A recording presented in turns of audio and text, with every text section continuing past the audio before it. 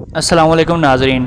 आज हम खानपुर के एक होनहार नौजवान चौधरी नबील अख्तर साहब के घर आए हैं। इन्होंने अपनी घर की मुख्तसर सी छत को यूटिलाइज़ करते हुए यहाँ पे मोरों के बच्चे रखे थे, जो आज से चंद साल पहले इन्होंने छोटे चूज़े लेके पाले थे। आज माशाल्लाह ये बहुत बड़े बड़े मोर बन गए हैं। तो आप भी इस तरह का कारोबार करके अपने छत की जो है स्पेस है उसको यूटिलाइज़ करके वहाँ पे मोरों के बच्चे लेकर पाल सकते हैं और लाखों रुपए का बिज़नेस कर सकते हैं। तो इन्होंने इनक्यूबेटर मशीन रखी हुई है। ये मोर जो हैं इनके 4 क्लच होते हैं एक साल में।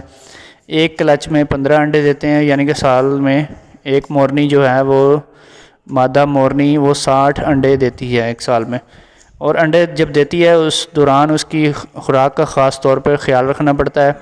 उसको अच्छी खुराक देंगे तो अंडे ज़्यादा से ज़्यादा देगी।